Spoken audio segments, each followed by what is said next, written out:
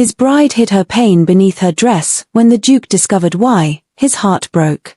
Arthur Pendleton, Duke of Blackwood, believed he was saving a forgotten woman. Clara Ashford was intelligent, beautiful, and trapped in a life she did not deserve. Offering her marriage seemed like the simplest solution. What Arthur didn't know was that Clara carried a secret beneath her gowns, a secret hidden for 4 long years. Then one stormy night, fate revealed the truth. And the Duke discovered that some wounds are far deeper than anyone can see. Hello, lovely. If you're enjoying this tale of hidden beauty and unexpected love, I'd be so grateful for a like or subscribe. It helps me bring you more stories where pain shatters and true character shines through. And if you'd like, tell me in the comments where you're watching from. I read every note, and your presence makes these stories come alive. 1. In the autumn of 1775, the Tun could talk of nothing else but the absolute madness of the Duke of Blackwood. Arthur Pendleton was, by every measure society used to judge a man, entirely above reproach. He was devastatingly wealthy, possessed of a towering frame, a very handsome face, and silver eyes sharp enough to cut glass, and carried himself with the kind of quiet authority that made lesser men step aside without being asked. Debutantes swooned. Matriarchs schemed. Entire households rearranged themselves around the hope that he might glance their way. And yet Arthur remained unmoved, cold, unhurried, indifferent to the carefully constructed performances that society laid before him like offerings. When rumor spread that the Duke intended to visit the Vaughan estate to discuss a property acquisition, every woman in House Vaughan prepared accordingly. The highly disliked and greedy Lady Vaughan spent 3 days drilling her daughters in deportment. Her daughters, Millicent and Sophia, had their hair dressed, their wittiest remarks rehearsed, their finest gowns pressed. They were, by fashionable accounts, beauties of the first order, and they were very well aware of it. Nobody thought to mention Clara. Of a fact she was never remembered except of course a chore needed to be done. Clara Ashford, daughter of the late Lord Ashford by his first marriage, stepdaughter to Lady Vaughan, his second wife, had not been seen in public since she was 16 years old, since after her father passed on. She had not attended a single ball, assembly, or afternoon call in 4 years.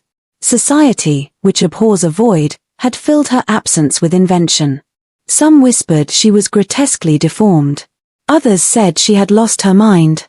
The rumors varied in detail but agreed on the essential point. Clara Ashford was something to be hidden, and her family was simply doing the merciful thing. The truth was far simpler and far crueler than any rumor. Clara was kept in the back rooms of the Vaughan estate because she was useful there. She cooked. She cleaned. She managed the household accounts that Lady Vaughan could not be troubled with. She mended her stepsisters' dresses, kept the fires lit, and served meals that were presented to guests as though they had appeared by magic. She was not precisely a servant, because servants were paid.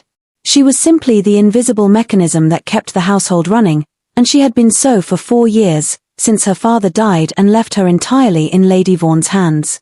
On the afternoon of the Duke's visit, Clara was not supposed to be seen at all. But the parlour maid had been sent on an errand, the tea had gone cold, and Lady Vaughan's withering look across the room required no translation. Clara picked up the tray in the kitchen, smoothed her worn grey dress with both hands, and carried it into the parlour. She did not look up immediately. She never did. Looking up invited attention, which she always got, and attention in this house was never a good thing. She set the tray down, arranged the cups, and began to pour. Arthur Pendleton, who had been watching Millicent and Sophia perform their careful smiles with the patience of a man enduring something he could not yet politely end, looked up when Clara entered the room. He looked up because there was something in her movement, quiet, self-contained, entirely without performance, that was different from everything else in the room. Then she lifted her eyes briefly to check the tray arrangement, and his breath left him. She was not what any rumor had said. She was not plain. She was, in the most arresting and inconvenient way possible, one of the most beautiful women he had ever looked at. Luminous dark eyes, features of a particular delicate precision, a quality of stillness in her face that was not dullness but deep, contained intelligence, and well-defined feminine curves. Her dress was worn and her hair simply arranged, but none of it concealed a single thing. She met his gaze for the briefest fraction of a second and then looked immediately back at the teacups. Arthur looked back at his documents. He was a man of strict logic. A duke being disarmed by a servant girl in a grey dress was not something he had time for. The meeting proceeded. Property deeds were laid across the table. His solicitor pointed out the key clauses. Arthur was mostly listening when the girl, still present, standing at the sideboard with the stillness of someone who has learned that stillness is safer than movement, spoke. "The deed on page 4, she said quietly, directing her words at no one in particular, her eyes on the tray. "The boundary clause in the 3rd paragraph. There is a slight error. The acreage described does not correspond to the land registry reference cited." Silence fell over the room. Arthur picked up the document. He read the clause. He read it again. His solicitor had gone slightly pale. She was right.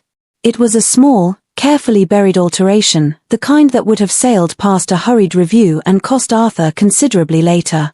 The kind that required both legal knowledge and very careful attention to catch. He looked at the girl in the grey dress, stunned. She was still looking at the tray, her expression perfectly neutral, as though she had commented on nothing more significant than the weather. "Your name," he said. She looked up. A flicker of something crossed her face, the instinct of someone who has learned that being noticed is the precursor to being punished. "Clara, Your Grace," she said. "Clara Ashford." He held her gaze.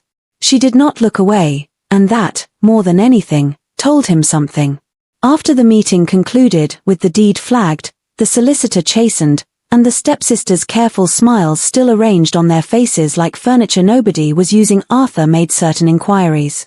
He spoke to Lady Vaughan privately. He was not a man who dithered. He learnt Clara was one of the daughters of the house and was mostly surprised at how she was dressed and treated, but he wasn't a man who asked questions that did not concern him. He simply thought she'd be very useful as a secretary since she was clearly intelligent and she could help ward off the unwanted attention from the females of the ton and his mother's constant nagging to get a wife, which was becoming unbearable by day, if he married her. Also, he could save her from the misery she was clearly in, though he couldn't understand why he felt compelled to do that.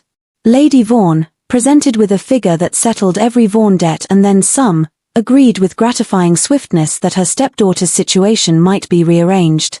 He told Clara the arrangement plainly the next morning, in the parlour, with Lady Vaughan absent and the door open. "You will come to Blackwood Hall as my wife in name," he said.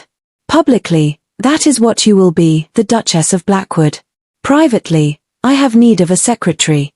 Someone who can read a fraudulent contract clause and understand what they are looking at." He paused. "You will have your own rooms, your own income, and your own freedom. I am not trading one cage for another. I am offering you a door." She looked at him. "Why?" she asked. "Because no one with your mind should be carrying tea trays," he said. "And because whoever arranged this for you should not be permitted to continue." She was quiet for a long moment. "I accept, Your Grace," she said. She said it the way someone signs a legal document, with full attention and no illusions. What he could not see beneath the grey wool dress with its high collar and long sleeves buttoned tightly to the wrists was the reason Clara Ashford never showed her skin. He would learn that later. And it would undo him completely. 2. Blackwood Hall in autumn was a place of dark mahogany, high ceilings, and fires that crackled pleasantly against the October chill. Arthur had lived there for 7 years and considered it entirely adequate. It contained an excellent library, a respectable wine cellar, and very few surprises. Then Clara arrived.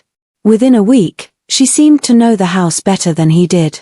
Arthur first noticed it when he came down to breakfast and found a vase of late roses moved from the east drawing room to the south one. They were dying, Clara explained when he asked. "The flowers." "The room." Arthur stared at her. "The room," she repeated calmly. "Nobody ever sits in it because it's gloomy. The flowers receive more sunlight there." Arthur looked at the flowers. The flowers did indeed appear happier. He found this mildly irritating. 3 days later, he arrived at his study to discover a single sheet of paper resting neatly on his desk. "Cook is being overcharged. See attached." That was the entire note. Arthur frowned. He examined the figures. Then he examined them again. By the third reading, he was forced to acknowledge that Clara had somehow uncovered a supplier who had been quietly inflating invoices for months. By luncheon, the supplier had received a strongly worded letter. By dinner, Arthur was wondering how a woman hidden away in a neglected corner of society had managed to identify a problem that had escaped half the estate staff. The following week, she reconciled 6 months of household accounts in 4 days. The week after that, she reorganized the delivery records. The housekeeper adored her. The cook feared her. The gardeners had begun consulting her voluntarily. Arthur was beginning to suspect she might conquer England if left unsupervised. The practical solution was to move her into the study. Entirely for efficiency, of course. Nothing else. The transformation that followed was difficult to ignore. Proper food helped. So did warmth. So did the absence of people waiting for an excuse to criticize her. The first time Arthur truly noticed the change, he blamed the light. Afternoon sun poured through the study windows, catching in Clara's hair as she bent over a ledger. He looked away. Then he looked back. Unfortunately, the problem remained. Clara Ashford was becoming alarmingly beautiful. Or perhaps she always had been. The difference was that she now lived somewhere safe enough to let it show. Arthur filed this observation under information that served no practical purpose. The file became increasingly large. What surprised him most, however, was not her beauty. It was her sense of humor. He had expected intelligence. He had expected competence. He had not expected to be reviewing estate figures on a cold Tuesday morning when Clara glanced at a document and asked, without looking up, "Is this a test of my arithmetic, Your Grace, or are you simply ensuring I never discover how dreadful your handwriting truly is?" Arthur promptly inhaled brandy. The coughing fit that followed was deeply undignified. Across the desk, Clara maintained a perfectly innocent expression. Only her eyes betrayed her. They were laughing. Arthur finally recovered enough to say, "My handwriting is perfectly legible." "It is," Clara agreed. He narrowed his eyes. She added, "To medical professionals." For reasons he could not adequately explain, he laughed. The sound startled him almost as much as the joke. It felt oddly unfamiliar, like finding a door in one's own house and realizing it had been there the entire time. The difficulty was that Clara never seemed to be trying. She did not flirt. She did not seek attention. She did not maneuver conversations toward intimacy the way half the unmarried ladies of the ton seemed trained to do from birth. She simply existed. Cheerfully. Intelligently. And with such genuine delight in small things that Arthur found himself watching her before he realized he was doing it. One afternoon he entered the library intending to retrieve a legal volume and found Clara crouched beside a bookshelf. A footman stood nearby looking deeply uncertain. "What is happening?" Arthur asked. Clara raised one finger. "Negotiations." Arthur looked down. A mouse looked back. The mouse appeared unconvinced. "Negotiations," Arthur repeated. "We've reached a sensitive stage." The footman nodded solemnly. Arthur stared at both of them. Then he quietly left. When he returned 20 minutes later, the mouse had apparently agreed to relocation. Clara looked pleased with herself, and the footman seemed to have developed profound respect for her diplomatic abilities. Arthur decided not to ask questions. He was beginning to understand that life was simpler when Clara Ashford was allowed to manage things in her own peculiar way. He also discovered he had started finding excuses to talk to her. This realization arrived midway through a lengthy explanation about an estate drainage dispute. Arthur did not care about drainage. He had never cared about drainage. Yet somehow he had spent 10 minutes discussing it. Clara listened attentively. Worse, she asked sensible questions. By the end of the conversation, Arthur cared about drainage. He considered this entirely her fault. The clothing, however, remained a mystery. No matter the weather, Clara dressed exactly the same way. High collars. Long sleeves. Buttons fastened neatly to her wrists. In September it seemed merely conservative. By October, when fires warmed every room in the house, it began to feel deliberate. He mentioned it once over dinner. "You must find Blackwood Hall terribly warm." Clara didn't even hesitate. The English sun is merciless to pale complexions. Arthur accepted this explanation. Several hours later he remembered they were having the conversation after sunset. By then it felt far too late to revisit the matter. So he let it go. Or tried to. He became very busy telling himself that Clara's wardrobe was none of his concern. One morning she caught him staring absently out the window while she was discussing a contract renewal. "Your Grace," she said kindly, "if the oak tree outside is participating in this negotiation, I feel I should be introduced." Arthur turned back. Clara was studying her papers with remarkable concentration. The corner of her mouth, however, had betrayed her. He felt the room grow warmer. Which was absurd. It was October. By the end of the second month, Arthur was honest enough to admit what he had known for weeks. He was in very significant trouble. 3. The storm arrived just after dusk. Arthur heard it long before he looked up from the correspondence spread across his desk. Rain rattled against the windows. Wind moved through the chimneys with a low mournful sound. Somewhere deep within Blackwood Hall, a door slammed hard enough to make the candles flicker. Outside, autumn was doing its best to tear the countryside apart. Inside, Arthur was attempting to survive a boundary dispute. This was proving surprisingly difficult. Estate maps covered nearly every available surface in the study. Letters, surveys, tenancy agreements, and legal opinions had spread across the room like an invading army. Across the table, Clara appeared entirely unbothered by the chaos. She leaned over one of the maps, one hand resting lightly on the parchment as she followed a faded line of ink along the edge. A loose curl had escaped from her carefully pinned hair. Arthur had noticed it 20 minutes ago. This was unfortunate. "The tenant's claim is weak," Clara said. Arthur dragged his attention back to the map. "How weak?" She tapped a point near the bottom corner. "The original survey is clear. The boundary marker is here." Her finger moved. "The tenant knows that. Then why argue?" Clara glanced up. "He is hoping you're rich enough to find being right inconvenient." Arthur laughed. "A reasonable assumption. For most dukes." "For most." She nodded. "You spent 4 hours this week investigating a tenancy dispute worth less than £50. That sounds excessive when you say it aloud." It was excessive. "I prefer thorough. You prefer paperwork." Arthur considered defending himself. Unfortunately, she was correct. Again. "I begin to suspect employing you was a strategic mistake." The corner of her mouth lifted. "I've suspected the same for weeks." Arthur shook his head. "You have become alarmingly confident. You keep proving me right. It encourages bad habits." He laughed despite himself.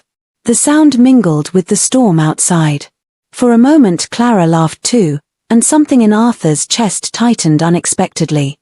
The trouble with Clara was that she never seemed to realize what she was doing to him. She simply existed. And somehow that was worse. She returned her attention to the survey. A few moments later she frowned. "I believe this surveyor actively disliked the letter G." Arthur looked over. "What?"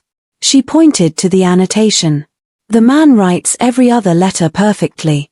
Then he reaches a G and appears to lose faith in civilization." Arthur stared at the document. To his annoyance, she was right. The letter looked as though it had been drawn during an earthquake. He laughed again. Clara smiled. The room suddenly felt smaller. Or perhaps warmer. Arthur wasn't entirely sure. The fire crackled behind them. Rain pressed steadily against the windows. The storm seemed impossibly far away. He became aware, all at once, that they were standing very close. The maps required it. At least that was the official explanation. The table was wide. The documents were extensive. Neither of them had mentioned that they could have moved hours ago. Clara reached for the edge of the survey. Arthur reached for it at the same time. Their hands stopped inches apart. Neither touched the paper. Neither moved. Silence settled over the room. Arthur became painfully aware of everything. The fire. The rain. The scent of lavender. The fact that Clara's eyes were very close to his. Clara looked up. For one suspended moment, neither of them spoke. Then he saw it. The slight twitch at the corner of her mouth. The beginning of a joke. Arthur knew that expression. Whenever something frightened Clara, she made it funny. Whenever a conversation became too personal, she found a way to redirect it. Whenever a moment mattered, she hid behind humor. He had watched her do it for weeks. Not this time. Before she could speak, he lifted a hand. His fingers brushed her jaw. Barely a touch. Clara froze. The joke disappeared. So did every excuse either of them had been hiding behind. The storm outside faded into nothing. Arthur could hear only his own heartbeat. And hers. Clara. He had no idea what he intended to say after that. Her gaze met his. Completely unguarded. The look in her eyes hit him harder than any declaration ever could. Longing. Hope. Fear. Enough feeling to steal the breath from his lungs. Arthur, she whispered. His name. Not your grace. Not Duke. Arthur. The sound of it undid something inside him. Slowly, carefully, he drew her closer. For the briefest moment she hesitated. Not because she wanted to pull away. Because she wanted to trust it. Then she stepped into his arms. Arthur's hands settled at her shoulders. The world narrowed to her warmth. To her nearness. To the certainty that this felt more right than anything had in a very long time. Then the silk shifted. A tiny sound. Barely more than a thread snapping. Clara went rigid. Arthur felt it instantly. The shoulder seam of her gown gave way. The fabric slipped. Candlelight touched bare skin. Everything stopped. Clara gasped. The sound was small. Terrified. She jerked backward so quickly that the chair behind her nearly overturned. One hand flew to her shoulder. Her face lost all color. No. The word escaped her before she seemed aware she'd spoken. With shaking fingers she pulled the silk back into place. Her breathing had become uneven. Panicked. She wouldn't look at him. I apologize, she said quickly. Too quickly. Please, I apologize. Please don't. Clara. His voice came out low. Not shocked. Not disgusted. Something else. Something far more dangerous. She stood perfectly still. One hand clutching the torn fabric. Her head bowed. Arthur had only seen it for a second. A single second. But it was enough. Across her shoulder and the visible curve of her upper back were scars. Not one. Not two. Many. Silver lines crossing older ones. Some faded with time. Others less so. Deliberate. Systematic. The unmistakable marks of someone who had been hurt over and over again. Not by accident. Not once. For years. And in that moment, Arthur understood why Clara wore high collars in summer. Why she covered every inch of skin. Why fear had flashed across her face so quickly. The realization struck him with terrible force. Someone had done this to her. Someone had done it on purpose. And judging by the look on Clara's face, she fully expected him to turn away. 4. The study fell silent. Not completely. The storm still battered the windows. Rain drummed against the glass. The fire crackled softly behind them. But neither of them seemed to hear any of it. Clara stood frozen. One hand gripped the torn silk at her shoulder so tightly her knuckles had gone white. She still wasn't looking at him. I apologize, she whispered. The words came out automatically, as though she had spoken them 100 times before. Please. I apologize. Arthur's chest tightened. She was apologizing. Not because she had done anything wrong. Because she had been seen. Clara. She flinched. The movement was small. Almost invisible. Arthur wished he hadn't noticed it. Look at me. She shook her head. For a moment he thought she might refuse. Then, slowly, she turned. The pride in her nearly undid him. Her eyes were bright with unshed tears. Her chin remained lifted, as though she had decided long ago that if people were going to hurt her, they would at least have to do it while she stood upright. Arthur let her look at him. Really look at him. He needed her to see there was no disgust in his face. No pity. No revulsion. Only heartbreak. Something shifted in her expression. Not relief. Not quite. But the terrible certainty she had arrived with seemed to loosen slightly. Then, before he could think better of it, Arthur dropped to one knee. The movement surprised both of them. Clara stared. So did Arthur, briefly. He had not planned to kneel. Yet standing suddenly felt impossible. He was a duke.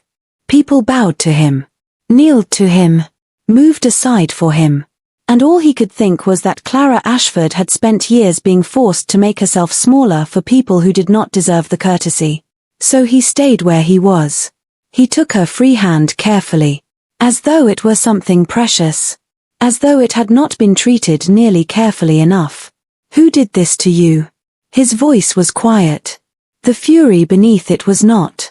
Clara stared at their joined hands. For a long moment she said nothing. When she finally spoke, the words seemed dragged from somewhere deep inside her. My stepmother. Arthur felt something cold settle in his chest. Lady Vaughan? Clara nodded. Sometimes Millicent. A pause. Mostly when Lady Vaughan wasn't there. Arthur closed his eyes briefly. The room suddenly felt too small. Too warm. Too full of things he could not yet afford to feel. How long? After my father died. Her voice cracked. 4 years. 4 years.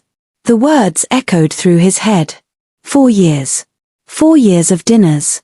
4 years of servants. 4 years of guests. 4 years of people looking directly at her suffering and seeing absolutely nothing. Because they had not bothered to look. Arthur rose slowly. Clara tensed. The reflex broke something inside him.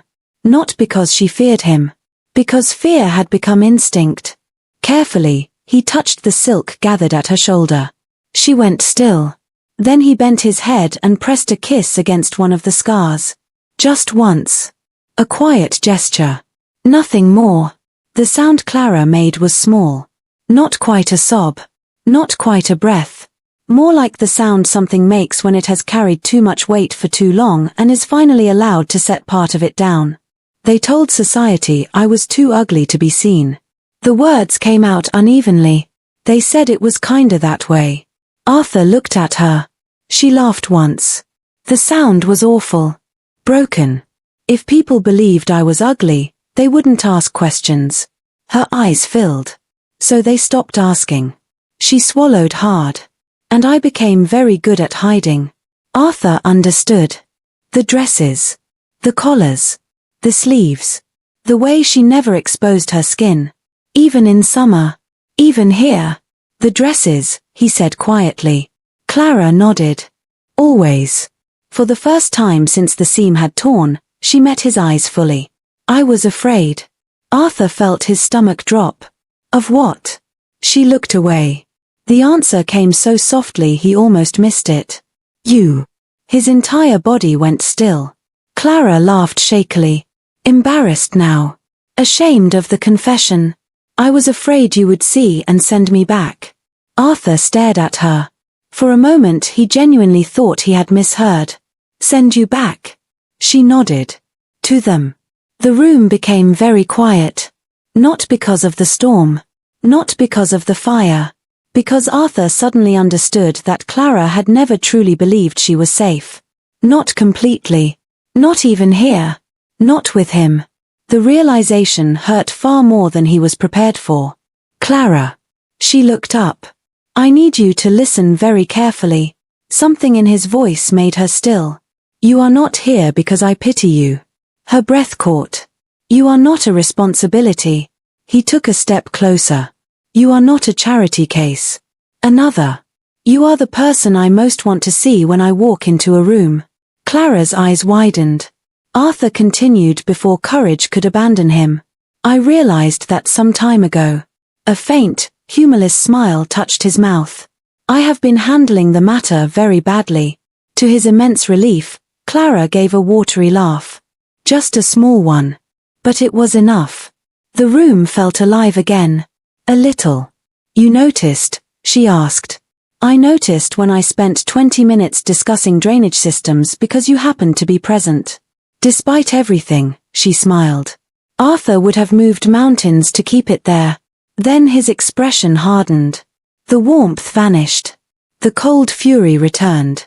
Because there was still one thing left to discuss. What they did to you. Clara immediately looked away. Arthur's jaw tightened. No. She blinked. No. You do not get to lower your eyes for their crimes. The words came out sharper than intended. He softened slightly. They did this. His gaze flicked briefly toward the scars. They should be ashamed. Not you. The tears she'd been fighting finally spilled over. Arthur stepped forward immediately. This time she came willingly. He wrapped his arms around her. Carefully. As though she were something precious and irreplaceable. Because she was. Against his shoulder, Clara cried quietly. Arthur held her. The storm raged outside. The fire burned low. Time passed. He didn't move. Eventually her breathing steadied. Eventually the tears stopped. Eventually she relaxed against him. And for the first time since entering Blackwood Hall, Clara seemed to believe she was safe. The next morning, Arthur summoned his solicitor before breakfast. This alone caused concern. Men who had worked for the Duke of Blackwood for years understood that Arthur disliked unnecessary urgency. When the solicitor arrived, Arthur handed him a list. The man read it. Then read it again. Then wisely decided not to ask questions. Every Vaughan debt. Every Vaughan property. Every Vaughan obligation. Every outstanding loan. Every financial vulnerability. Arthur wanted all of it. By noon, 3 clerks were involved. By evening, 6. By the end of the week, Lady Vaughan's financial future had become a matter of historical interest.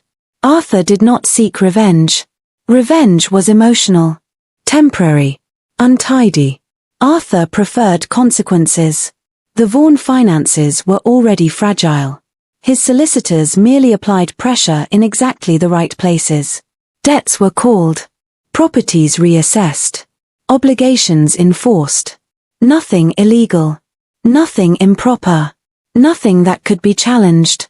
Just the natural result of years of greed finally meeting scrutiny. Arthur did not want them ruined. He wanted something far more lasting. He wanted them to spend the rest of their lives knowing exactly what they had done. And exactly what it had cost them. That, he decided, was sufficient. 5. The seasonal ball of the Ton was held in the second week of November, in the assembly rooms that had hosted every significant social reckoning of the past 40 years. It was the event at which reputations were confirmed or destroyed, alliances made visible, and society's collective verdict rendered on everything it had been whispering about since autumn. Arthur had been waiting for this particular evening for 3 weeks. The whispers about the Duke's hidden wife had reached a particular pitch, fueled partly by the visible collapse of House Vaughan's financial position, and partly by the simple fact that no one had yet seen the Duchess of Blackwood in public. The rumors had intensified. The monster bride had acquired significant momentum in drawing rooms across London. Clara's preparations had required several conversations about what, exactly, she was willing to show.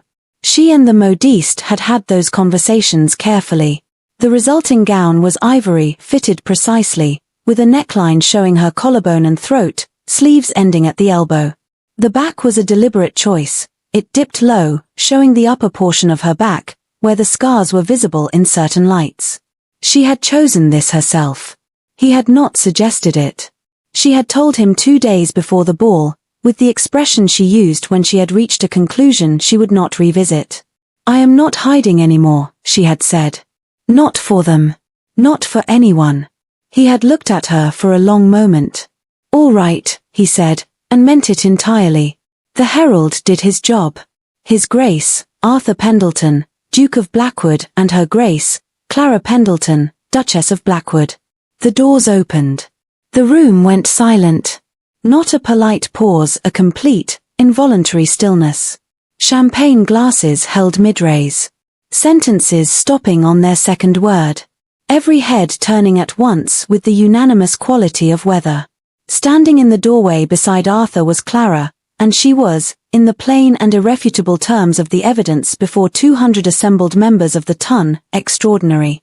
Not extraordinary in the careful, constructed way of women prepared for visibility their entire lives. Extraordinary in the way of someone who had simply stopped permitting anyone else to decide what she was allowed to be. Her posture was exact, her face warm and present and entirely clear, the ivory gown lit by the chandeliers, the scars on her back visible to anyone standing at the right angle and entirely unbothered by being so. The silence held for several seconds. Then it broke, a collective release, half gasp, half the sound of 200 people simultaneously needing to say something to the nearest person. Arthur walked her into the room at an unhurried pace. He watched the faces, because the faces were the point. He found, among them, the ones he had been looking for. Lady Vaughan stood near the east wall with Millicent and Sophia, and all three had gone the colour of people who understand that the world has rearranged itself in a direction they cannot recover from. Lady Vaughan's expression moved through several phases quickly: shock, disbelief, the frantic calculation of someone looking for an exit, and landed on something pale and still and without resource. Millicent had dropped her fan. She had not picked it up. Clara saw them. Arthur felt the slight change in her beside him, not hesitation, but acknowledgement. She looked at them for exactly one moment, clearly and without expression, and then looked away. She did not stop walking.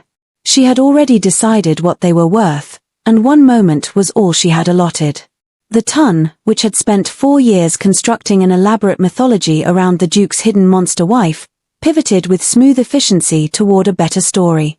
Within 15 minutes, Clara had been approached by more people than she had spoken to in her entire life. She handled it with a grace that was entirely natural and a humour entirely her own. She said something sharp and warm to the Countess of Bridmore that made the Countess laugh genuinely. She asked Lord Hargreave, who had been pronouncing on estate management all evening, one precise question about crop rotation that he could not answer, then answered it herself in 2 sentences without making him feel worse than necessary. She charmed 3 people who had been whispering about her an hour earlier and left them under the impression that they had always been on her side. Arthur watched from the edge of the room. He watched her work through the crowd with the settled quality of someone who has been competent their whole life and has simply, finally, been given a room in which to be seen being so. He crossed to her when the first wave of attention ebbed. She turned when she felt him beside her, and the look she gave him was different from every other expression she had worn in the room, warmer, more direct, and with a relief in it she was not trying to hide. "You look," he said quietly, "like someone deciding whether to be pleased or overwhelmed." "I have settled on both simultaneously," she said. "I am capable of holding multiple conditions at once." "I had noticed," he said. She looked around the room, then back at him. Causing a complete silence in a room full of gossips is quite a dramatic way to make an introduction. "I am a duke," he said. "I had a reputation to maintain." And the look on Lady Vaughan's face. Was that also reputation maintenance? That, he said, was something else entirely. She studied him. "What happens to them?" "The financial reckoning is already concluded," he said. "The Vaughan debts have been called in full. There are no more Vaughan properties." He paused. "They will know, for the remainder of their reduced lives, what they did and what it cost them. That is sufficient." She was quiet a moment. Then she said, "You did not do it from revenge." "No. You did it because you felt responsible," she said. "Because you were in that parlour and did not see it." He looked at her. She returned the look with the particular directness that had dismantled him from the beginning, clear-eyed, unsparing, and entirely without cruelty. "I did not see it," he said. "I am not going to pretend otherwise." She nodded. "You saw enough to take me out of there," she said. "That is not nothing." He held her gaze. Then he said, "I should tell you something." "You should tell me many things," she agreed. You are a very restrained man. I am aware, he said. I have recognized this as a specific limitation for approximately 2 months. He turned to face her fully. I brought you to Blackwood Hall because you were brilliant and being wasted, and that was true. What I did not tell you, because I had not yet examined it honestly, is that I also brought you because the thought of leaving you in that house was something I could not bring myself to do. He paused. Not from principle. Because of you, specifically. Clara looked at him, very still. The night in the study, he said, when I held you, I should have said then. I did not have the words properly yet. His silver eyes were steady on hers. I love you. Not as a secretary. Not as a convenient arrangement. I love you because you are the most honest, sharp, courageous person I have ever been in a room with, and because you showed me your scars and braced for the worst, and I understood in that moment there was nothing I wanted more than to spend the rest of my life being the proof that the worst is not what you get. He stopped. That is what I should have said that night. Clara looked at him for a long moment. Something moved through her expression, the guardedness of long habit, and then something newer and stronger dissolving it, layer by layer, until what remained was settled and certain and unguarded. I love you too, she said. I have been aware of this for some time and handling it very poorly. He recognized his own words. The corner of his mouth moved. That is fair, he said. I thought so, she said. He raised her hand and pressed his lips to her fingers there in the middle of the assembly rooms, with 200 members of the ton watching and drawing whatever conclusions they pleased. Clara laughed a real laugh, bright and sudden, and the sound of it moved through him the way it always did, like warmth through cold rooms. They danced. She told him frankly that she was not particularly practiced. He told her it did not matter and meant it. They made adjustments as they went, which seemed to him an accurate description of most things worth doing. Later, when the carriages were called and the assembly rooms slowly emptied and November's cold received the departing guests in quiet handfuls, Arthur and Clara rode back to Blackwood Hall in the particular silence of two people who have said what needed saying and are now in the comfortable aftermath. She had her head slightly turned, watching lamplight move past the carriage window. He was watching her. The gown, he said. Showing your back. That was for you. Not for them. She turned. It was for me, she said. And also a little for me as seen by them. Which is still for me. She paused. I spent 4 years covering something that was their shame and not mine. I decided I was finished with it. Yes, he said. Your face, she said. In the study. When you saw. That was the first time I understood it might be finished. She looked at him steadily. You went to your knee. A duke, on his knee on his own study floor. I had been hiding something for 4 years because I believed it made me less. She held his gaze. You were on your knee in 30 seconds. Arthur said nothing. There was nothing adequate, and she did not require him to fill silence with inadequate things. Blackwood Hall came into view as the carriage turned the last bend. Old grey stone, lit windows, the particular quality of a place that has become home through the slow accumulation of a life shared with someone. Clara looked at it. He looked at her looking at it.